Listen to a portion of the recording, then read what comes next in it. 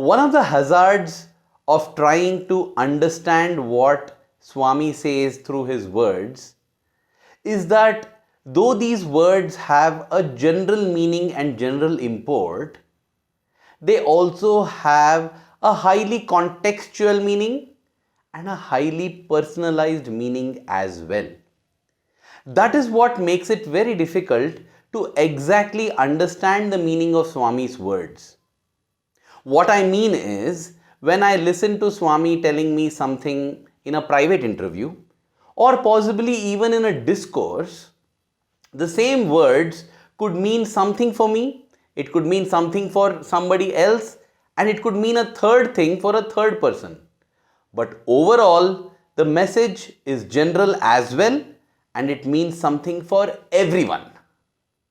Well, with so many somethings here and there, it might get a little confusing. Let me just clarify with one example. When I was studying MSc in chemistry at Prashantinilayam, we had a wonderful chemistry teacher, a lecturer by name Professor Nageshwar Rao. Now, Nageshwar Rao sir had a very wonderful practice. Whenever Swami would deliver a discourse in the mandir, be it for Krishna Janmashtami or Ganesh Chaturthi or Dasara, birthday, whatever be the occasion when Swami delivers a discourse. Usually in a year, Swami would deliver anywhere between 12 to 24 discourses. The next day or the next class when he would come, Sir would ask each one of us, we were about 20 students in the MSc chemistry class, he would ask each one of us to stand up and explain what Swami said in his discourse. Now, what was amazing about this was each one of us would get up and give an answer that was differing from the other person. For instance, somebody would get up and say that Swami spoke about the Bhutakasha, Chittakasha and Chidakasha. Then the next person would get up and say that Swami taught the intricacies of true meditation. A third person would get up and say that Swami spoke about love, while a fourth person would say that Swami explained how we should face death. For a person who didn't attend the discourse or who is not familiar with Swami, it might appear as if each of the students is giving a summary of a different discourse altogether. Each person takes home a lesson that is relevant for him or her. I remember a very beautiful personal experience. Again, this happened during my MBA days, just after I completed my MSc in chemistry. It was the October of 2005 and I was experiencing a kind of stagnation, a spiritual stagnation if you may call it. What do I mean by this?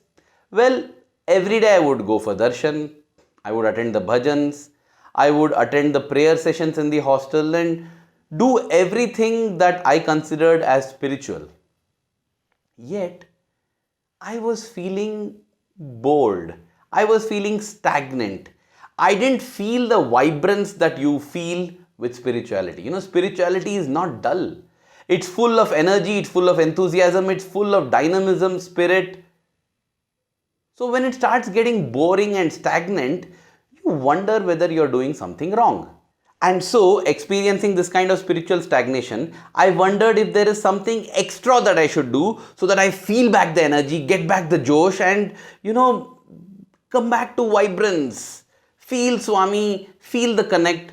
How, when there are times when you feel disconnected from Swami and it's not a good feeling.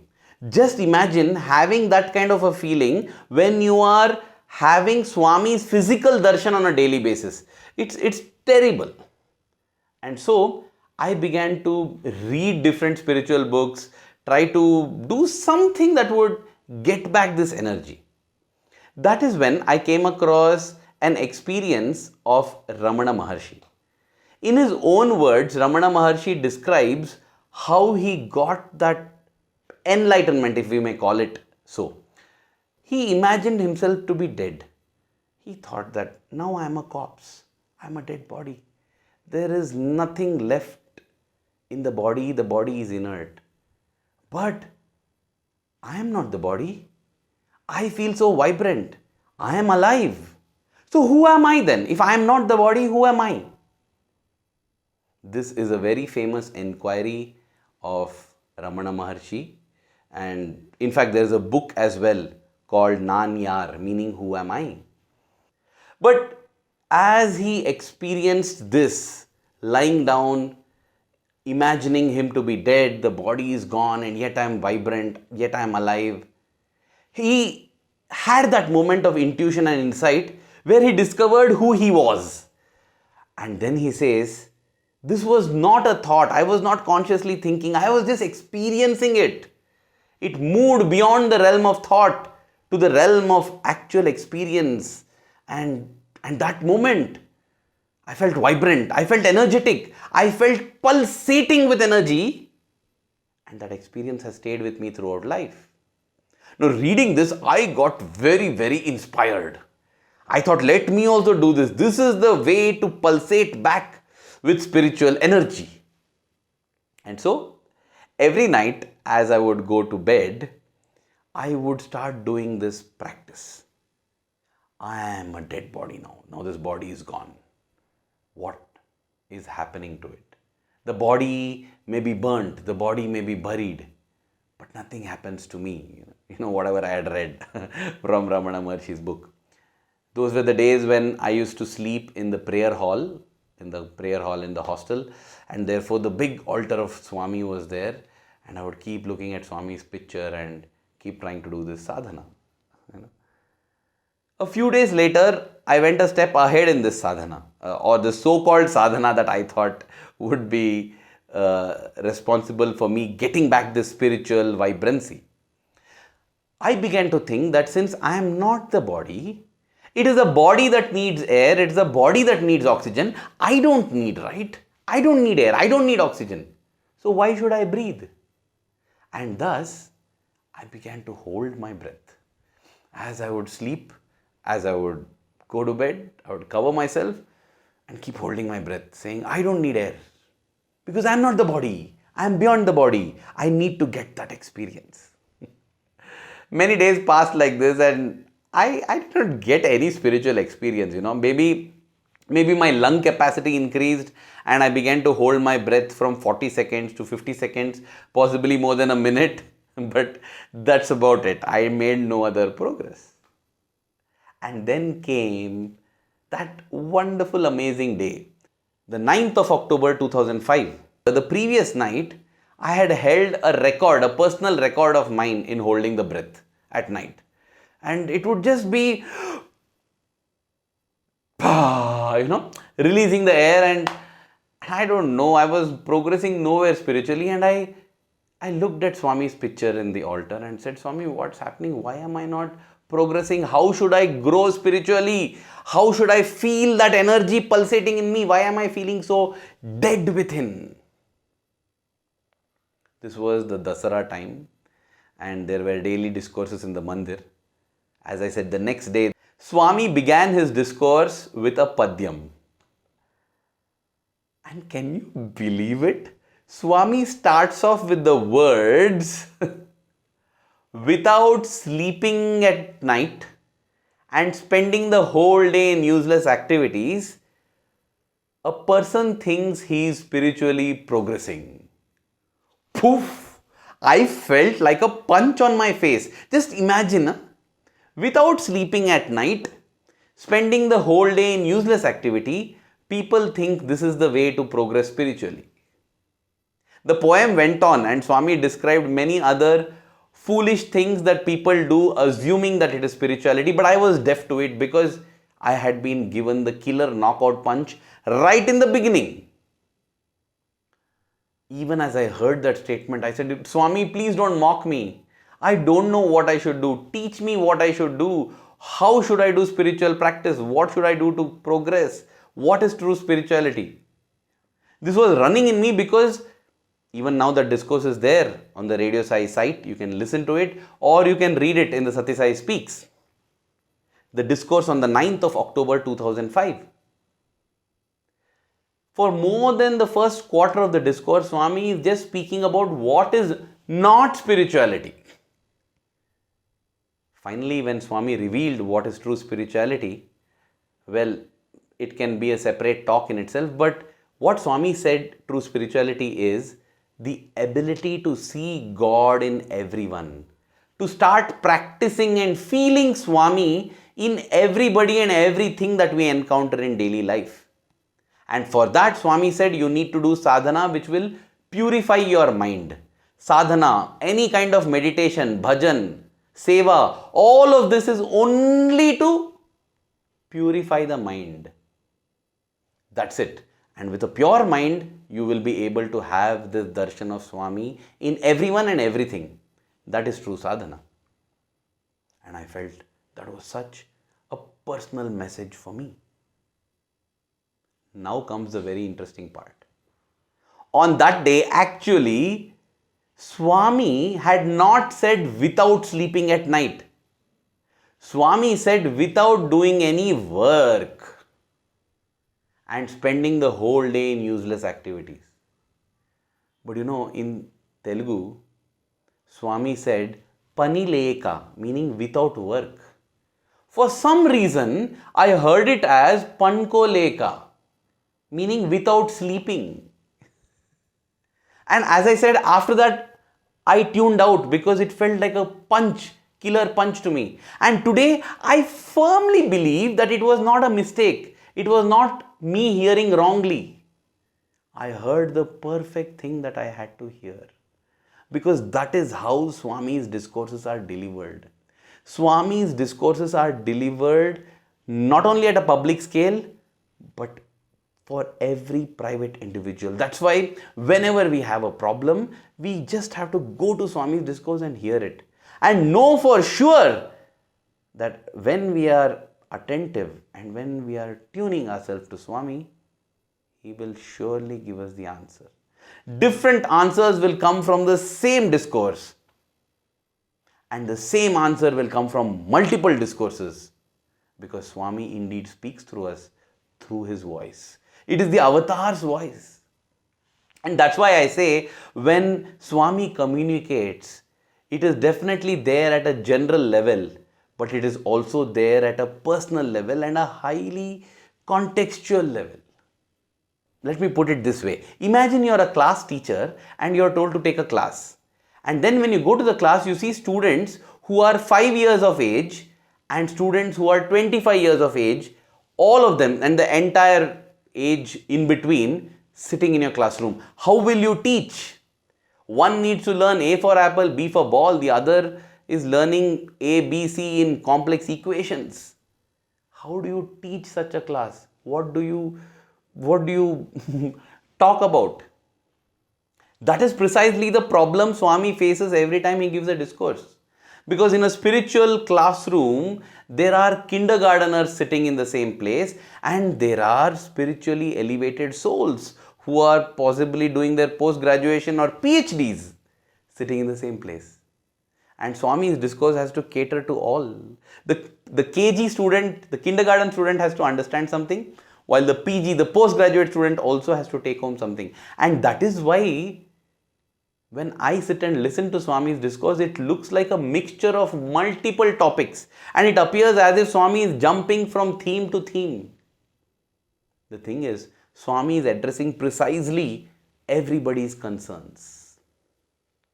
So, which part of the discourse is meant for me? Very simple. For example, there's a discourse in which Swami says, whatever you want, ask God for that. If not God, whom else can you ask? You have no right to ask anybody else. Maximum, you can accept things that your parents give you. But even from your parents, you can't demand and ask anything. You have no right to do it. But with God, you have all the right. You can demand from God. If not from God, whom else will you demand from? The same Swami in another discourse says, Adugakuve o manasa. O mind, don't ask for anything. Because if you ask, it will be denied. Just keep shut. And God will give you what is best for you. Now, what should I follow? Should I ask God for everything that I want? Or should I just shut up and trust God? The answer is simple. When you listen to both the discourses, which is the part that strikes my heart? Which is the part that resonates with my being? That is the part that is meant for me. When I listen to some words and feel enthusiasm, utsaham, when I feel the josh, when I feel the energy, I'm resonating with that. That is the message for me. I don't know which grade I am in. I don't know if I'm in first grade or fifth grade or in post-graduation. But that part of Swami's message which resonates with me is what is meant for me. And that is why it is foolish for me to go and impress on somebody else that this is the most important teaching of Swami. No. That is most important probably because I am in 6th grade. And the person that I am speaking to is possibly in 1st grade or 10th grade. Either what I am telling is very kiddish or it is something that is beyond that person's understanding. So I should not judge. I don't know. None of us know where we are on this spiritual progress. And all of us have something to gain from Swami's discourse because Swami has delivered his message for all. Which brings me to the point that when I listen to the discourse, I listen not just with my ears, but with my heart. The part that resonates is the part that's meant for me, and I need not check this with anybody else. I can just accept it and go ahead. Now that brings me again back to the point that it becomes so difficult to explain or give a commentary on what Swami has said. If we take Swami's statement, love my uncertainty. What is the meaning of this? Having heard all this, how can I say that this is the meaning of Swami saying love my uncertainty and this is not the meaning? It is so difficult. Swami would often say, if you cannot understand my silence, how will you understand my words? And this, when I say Swami says, is something that seems to be the common case with all avatars. Shirdi Baba spoke very enigmatically in riddles. So too Swami. Swami has spoken so many things in riddles, and this is possibly a very close connecting link between Shirdi Sai and Parthi Sai. Both of them speak so similarly in riddles, and we understand the meaning of what they are saying only when the right time comes. For instance, there was this devotee to whom Shirdi Baba said that when your time of departure comes, I will send a vahana for you. I will send you a vehicle. A vehicle is sent for all the great devotees of the Lord. It is said that a celestial vahana or vehicle descended to take Saint Tukaram to the heavens. So this is what Shirdi Baba told this devotee. What actually happened was that this devotee met with his death while traveling in a train. Who would have thought? Who would have thought that this is the meaning? So too, there was this South Indian actor, famous film actor, who was suffering from multiple problems. And Swami, our Sathya Sai, told this person, you don't worry, I will be giving you a new body. And this person probably thought that he would be rid of all his diseases and problems in a trice. What actually happened was that he breathed his last very soon. And possibly that is when Swami gave him a new body. It is very difficult to understand the words of the avatar. When Swami says, love is my form, truth is my breath, bliss is my food, there are 100 interpretations possible. My life is my message, expansion is my life. Or when Swami says, love my uncertainty, it's so difficult to understand what it precisely means. Because it can mean a million things, and each of those things are beautiful in the message. There was a time when I was in the Sri Sathya Sai Higher Secondary School, and I heard from my teacher there that Swami had said, a time will come when I will walk in a manner where my feet are not even touching the ground. And they said, this is going to happen after the 75th birthday of Swami. And they said Swami will go across the skies and he will give darshan. Why? Because Swami had said that when he grants darshan, his feet will not touch the ground. So this is how we had understood it. But when I looked at it in the later years, now when I look back retrospectively, what happened? Swami sat on a wheelchair. His feet never touched the ground. Yes, his words came absolutely true, but not in the way we were imagining. Then in college, I remember one of the teachers telling us that Swami had said, a time will come when you will struggle to see even the speck of my robe. And the teacher said that is going to happen because millions and millions and millions of people from across the globe will crowd into Puttaparthi and Prashanthi Nilayam. Well, millions did not come, thousands came, and I kept thinking that a time will come when millions will really come and we will not be able to step into the mandir. But what actually happened was, Swami in his divine master plan made sure that there would be 5 or 6 people dressed in whites following him always when Swami was on the wheelchair. And these people would form almost like a semicircle around Swami. It used to be really very difficult to even catch a glimpse of his robe, because on one hand, Swami has only told these people that you need to walk behind me when I go for darshan. And when they walk, there are so many of them, it's like a wall. You have only about 60 to 70 degrees to have Swami's darshan. So yes, it came true. Swami's words that you will be struggling to have darshan of a speck of my robe came true, but in a manner that we did not imagine. So too, when Swami said 96 years, even now we don't understand what Swami meant, what Swami means. And then Swami has given indications of Premasai. Even now we continue wondering, oh, what is this about Premasai? We just cannot understand the avatar's words. Whether it is Shirdi Baba or Sathya Sai Baba, both have always spoken enigmatically, because that is the way the avatar speaks. Speaking of Shirdi Baba and Sathya Sai Baba, I am just tempted to share a couple of experiences that show the unity between these two. These are very special experiences that was shared to me by an auntie. Her name is Serene Shroff. She was my mother's fellow Sevadal, if I can say. Her birth name is Sai Sudha. She settled in Goa. A close friend for my mother and a very loving auntie. And she shared some amazing experiences. I will share possibly 2 of them that highlight the unity between Sathya Sai and Shirdi Sai. It's so beautiful and I just wish to share it. One is her own personal experience, and the other is an experience that shows 2 things. This is an experience that happened to her grandmother, and on one hand it shows the enigmatic manner in which the avatars speak, which makes it difficult for us to take on face value the meaning of the words. And the second is, it shows, of course, the unity between Shirdi Baba and Sathya Sai Baba. So this first incident happened in 1971.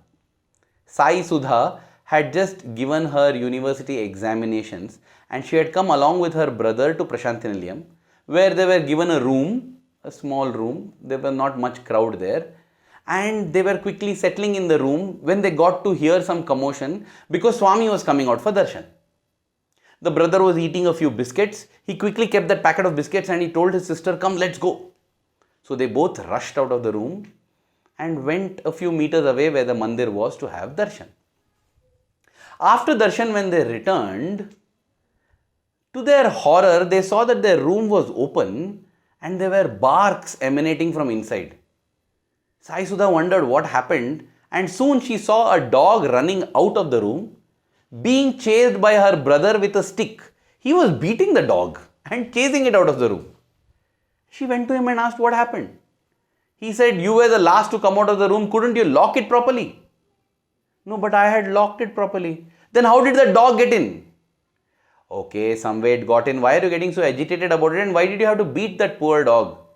Beat that poor dog? I'm so angry and so upset. You remember those sweets that we had brought to give Swami, to offer to Swami? They had brought special sweets all the way from Bombay.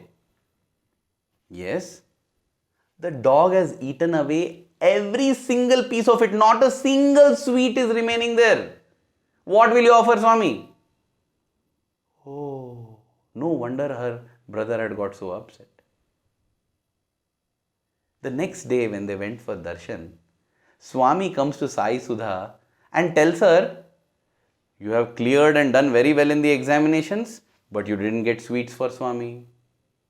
She was dumbstruck because she did not know the results of her examinations. But what is secret to Swami? Swami already told her that she had done very well in the examinations, and weeks later she found out that that was the case. But at that point in time she had no idea.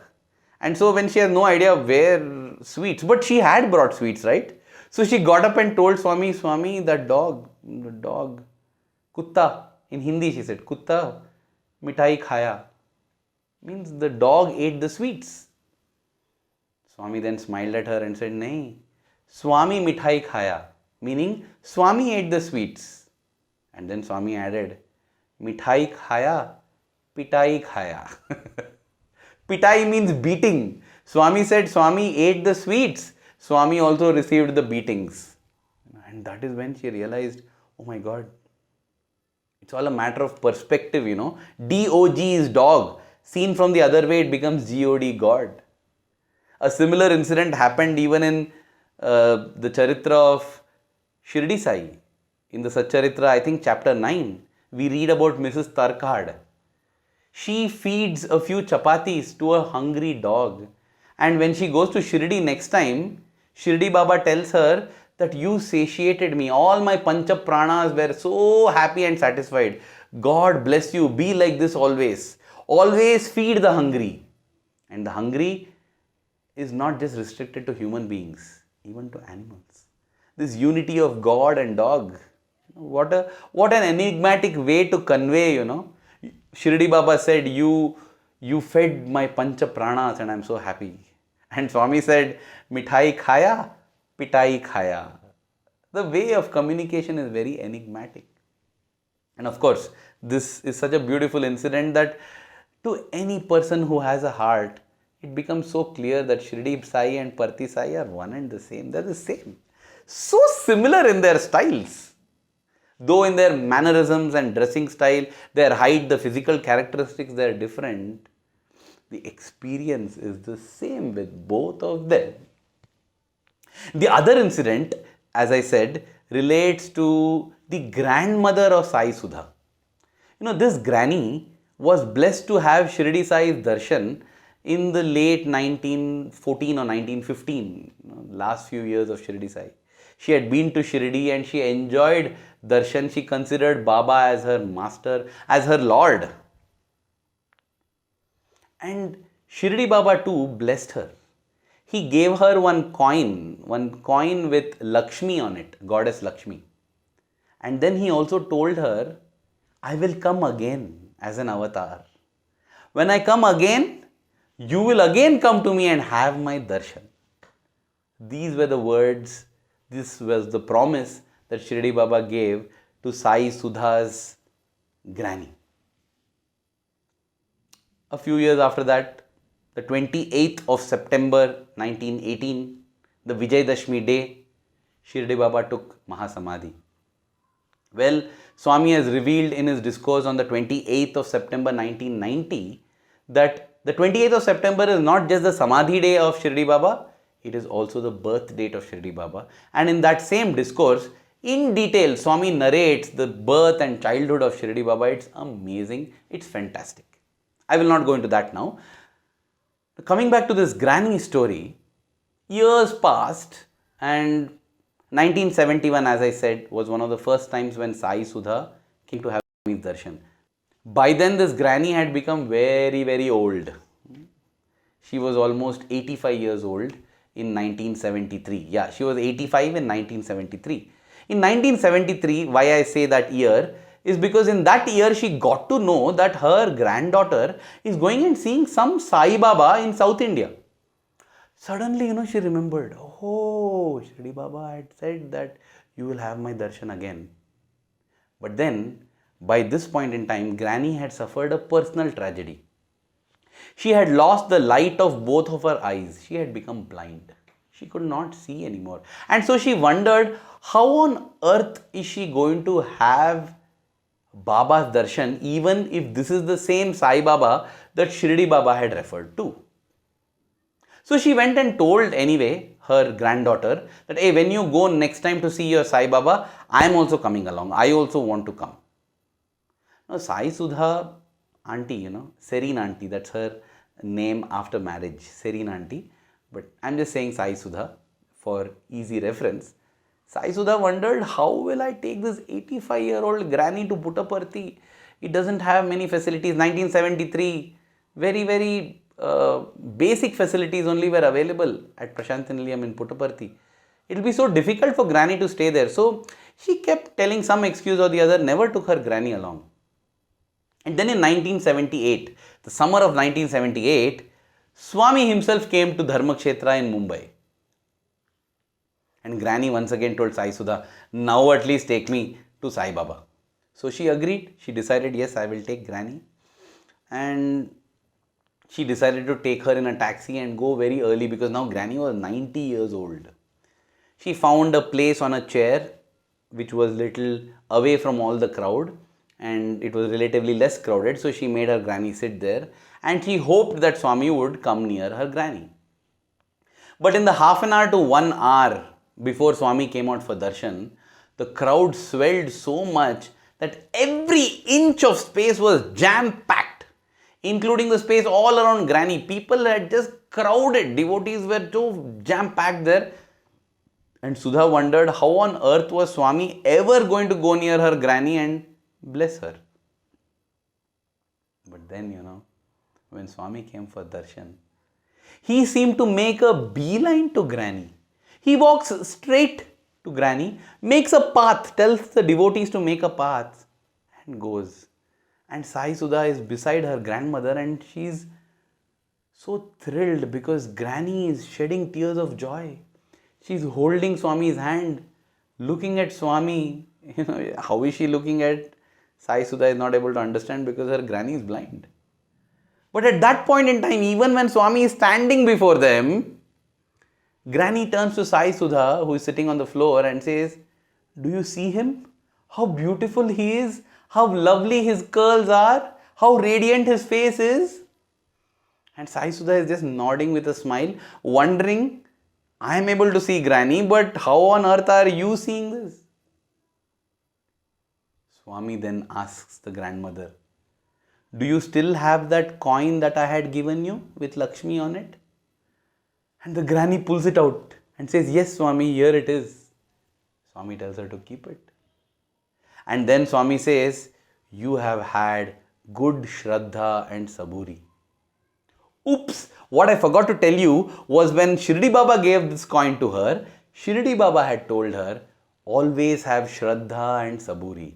And here was Sathya Sai Baba telling her, you have had good Shraddha and Saburi. Faith and perseverance. Both are needed. Faith is the intensity of devotion. Perseverance or Saburi is about keeping that patiently over the years. Both are needed. Intensity and consistency. One without the other. Intensity without consistency is like a flower pot, firecracker. It comes and goes off. Consistency without intensity is dead, useless. You feel spiritually stagnant. Both are needed. And Swami told the granny that you have both. Blessed her, patted her on her cheek, went on.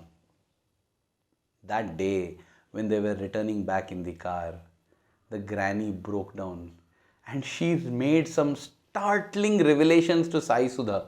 What did she say? She said that, Sudha, for the last 5 years, I'm constantly having visions of this beautiful angelic person in an orange robe with black curly hair, a radiant face, a big nose, a mole on the cheek.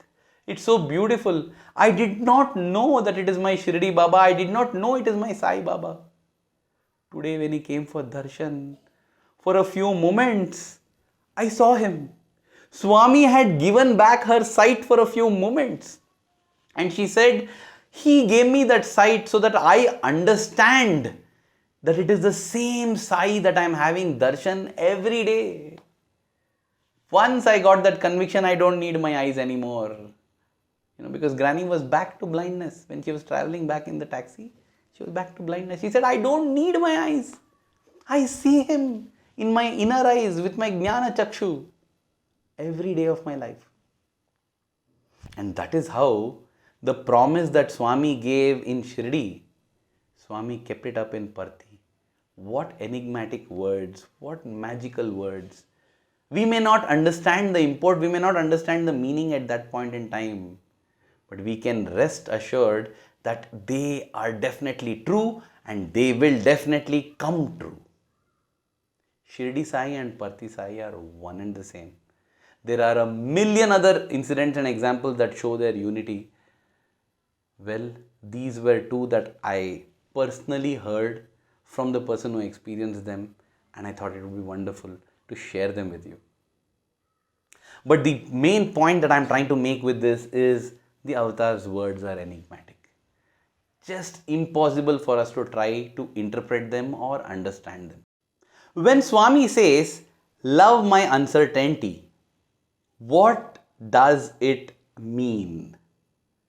It is very difficult to explain comprehensively what it means, but I would love to share my few cents on it.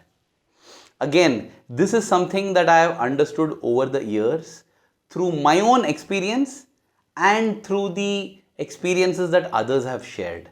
I will definitely share my experience, but before that, here's a thought to ponder upon. Swami says, love my uncertainty, because on many occasions, we actually hate the uncertainty. We say, Swami, if only this could happen, everything would have been wonderful. I prayed for this, Swami, yet it did not happen. We pray for health and somebody doesn't recover. They pass on and we wonder why Swami took them away. Children die, at childbirth, and we wonder what wrong was done. There are so many occasions, be it health, be it relationships, be it wealth, be it in career, be it in so many other aspects of life, where we feel tempted to ask Swami the question, why Swami, why? Those are the times when we hate his uncertainty. From that level, of hating Swami's uncertainty, we should evolve to the level of accepting the uncertainty, being peaceful. Being peaceful when things go in a manner that we don't expect. Uncertainty is something that happens against our expectations. And when that happens, usually, as I said, we end up hating it. But evolution is then when we are able to accept it.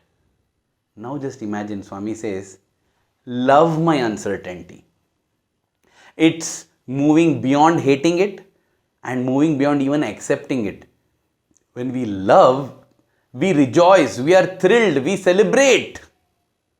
When Swami says, love my uncertainty, we are supposed to celebrate the uncertainty, which means when there is a denial, what we think as a denial from God, instead of being sad, we need to be happy, we need to celebrate.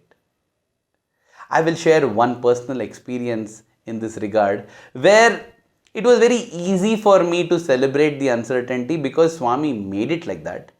But then it gave me a lot of insight about how I should face each and every situation in my life. So let me take you back to the July of 2010. A little background over here. In the May of 2010, my father had retired from service, and when I got the opportunity to tell this to Swami, Swami said that my parents should come and settle in Puttaparthi, and that is precisely what they had done. My parents came over to Puttaparthi and we began to stay there. One day, my father said that his eye was not able to see clearly, one of his eyes, the right eye. And he told me, no doubt this is a cataract. He knew it because he had suffered a cataract in his left eye and he had had it operated in Mumbai. Now, a cataract had shown up in the right eye and it was affecting his sight. So I took him to the super specialty hospital at Puttaparthi, and there the eye doctor, he examined my dad and he said that this is a very hard cataract. I feel that it is better you go to the Brindavan General Hospital where Dr. Kandambi will be the best person to operate on your father. Agreeing to his advice, we returned, and I thought that let us inform Swami and then move to Bangalore where my father can get the surgery done in Brindavan. The surgery also got scheduled. Dr. Kandambi was coming there to the Brindavan General Hospital for a few days, and August 2nd was the date scheduled for the surgery. And now July 28th, it was a Wednesday, I remember. Those were the days when darshan in the morning was an uncertainty. Very, very rarely would Swami come for darshan in the morning. Now when I look back at it, even that uncertainty has a meaning, because Swami was slowly adapting us to living without his physical form. Gradually from 2008 onwards, Swami began to wean us away, just like a mother weans away the baby from her breast milk. So also the Divine Mother weaned us away from the beautiful physical form.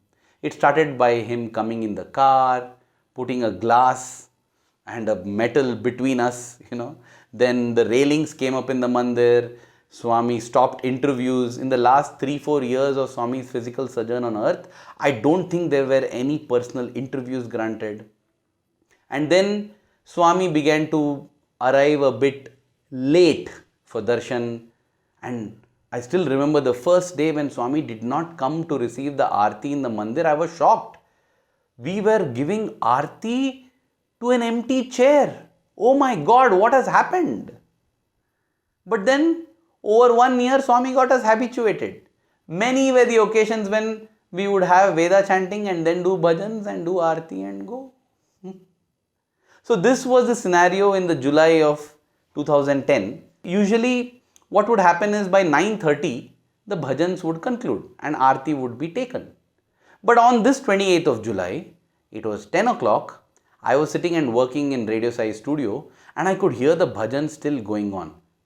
This meant only one thing, that Swami would have sent word that he is going to grant darshan on that day. And therefore, I got up from the studio and rushed to mandir. I must confess that in his own way, Swami had indicated to me that the most important sadhana for me was to have his darshan, see him, speak about him and think about him. All other tasks, works were all secondary. So even though Swami had granted me a job at Radio Sai, whenever Swami would come for darshan, I would just rush. There were seniors in the studio who told me that Swami will be upset, you're supposed to do your duty. But as I said, when Swami gives instructions, it is general at one level, but it is very personal at different levels. It's personalized because each one of our spiritual journeys is different. So for me, it was about wherever Swami is, whether Swami goes to the hospital or Swami goes to the stadium or Swami just goes for a drive, I would follow him. And not once has Swami reprimanded me. In fact, Swami has encouraged me even more, giving me smiles, blessing me, and so that was my sadhana. So when Swami was coming for darshan, I rushed. I felt that Swami was coming for darshan and therefore I rushed to the mandir. I sat along with the Veda chanting group and Veda chanting was going on. And sure enough, Swami came. And to my great delight, Swami came in the wheelchairs. Means there was no car. So it is so nice, you can have a close darshan. There were no students, so the entire front blocks were all empty. As Swami came nearby, I got up on my knees and I told Swami, father's cataract operation. Swami said, okay, get it done. And then I saw that on Swami's lap there were 3 Vibhuti packets. Let me take a brief detour here, because when I saw those 3 Vibhuti packets on Swami's lap, I had a flashback. And the mind is so fast. So many things came in my mind within just 1 second. I will need possibly 2-3 minutes to explain that to you here. But let me tell you, all of this happened in a flash of a second. I remembered an incident from one of my studio mate, that is, his name is Sai Krishna. His experience I remembered. Now Sai Krishna, amazing singer, he served at Radio Sai Studios. He has sung in the Bhavanjali and Nada Brahmam albums. He was a mandir singer. He has sung many times in front of Bhagwan. Swami has taken him to Kodaikanal. Beautiful experiences. One day possibly I'll do a video sharing the experiences of Sai Krishna. They are so beautiful. The experiences between Sai Krishna and Sai Krishna, our Sai Krishna. Anyway, now this Sai Krishna used to suffer from kidney stones. Stones that would form in his kidney, and the first time when he got it, it was so painful. He went to the hospital and the doctors recommended a surgery to remove the stones. But when he went to Swami and told Swami about the surgery, Swami said, nothing doing, there is no need of any surgery. And so Sai Krishna bore with the pain. Again, an occasion where you can ask Swami, right? Why, Swami? Why? Why do you want me to bear the pain? But well, you have to love his uncertainty. Sai Krishna definitely, I don't know if he loved the uncertainty, he definitely accepted it and he did not go for the surgery. Went through severe pain till one day he passed the stone out as he was urinating, and then he found relief. But then a few months later, again the same pain, again same stone, again surgery recommended, again Swami said no. Again Sai Krishna went through this pain till a few days later the stone was evicted from his system. And now Sai Krishna became extremely careful. He would take a lot of care to ensure that he avoids foods that can lead to formation of stones, and he would also eat those kinds of foods and drinks that help in reducing the stones being formed in the kidney. But still, it was a regular feature. Every now and then he would get pain and stones would be formed. It happened so frequently that it was a regular feature. He stopped even telling Swami. One day, when the stones had got formed, he was in such pain that he was unable to come for bhajan. That day, there was his singing partner, Om Prasad. So Swami looked at Om Prasad and asked him, your brother has not come. So Om Prasad went up to Swami and said, Swami, he is having stones. He is in extreme pain. Swami said, oh, okay, good, let him take rest. And then Om Prasad said, he asked Swami, Swami, can you give some vibhuti for Sai Krishna? Swami said, you know that boy has come to me so many times to tell me about his kidney problem. Never he has asked for vibhuti. Why should I give him? I won't give him. And so Sai Krishna had narrated this incident to me, and he had told me that, see Arvind, whenever you get a chance, ask Swami. Don't feel shy, don't feel hesitant. Because if you don't ask, he may not give. Again, see. So this is the incident that came to my mind when I saw 3 vibhuti packets in Swami's lap. So I just said, Swami, will you give 1 vibhuti packet for my father? And then Swami's response took me by absolute surprise. Swami, knitted his brows together, pulled himself back and said, no, I won't give. No. I did not know whether to laugh or cry. I actually felt amused because Swami's reaction was so strong. What had I done wrong, Swami? I had just asked for a vibhuti packet and you're responding with so much vehemence. You think, no. I just smiled. But then, Swami immediately said, let your father's surgery be done in Bangalore. There he reveals his omniscience. I was so happy because yes, that is what the doctor had said as well. I would have been in trouble if Swami had said, let the operation be done here in Puttaparthi or let it be done in some other place, because the doctor was recommending something and Swami is recommending something. When these two clash, it becomes difficult, I was very happy that they were in sync. And possibly it was this joy that made it very cool for me to accept Swami's vehement no. When Swami said no for the vibhuti, I felt okay, fine, it's no problem. As long as Swami has said the same thing like what the doctor has said and it's in sync, it's fine, I thought. And then Swami did something very, very sweet and very cute, Swami went ahead just about a few inches. And to the boy seated there, Swami said, you want vibhuti? Take.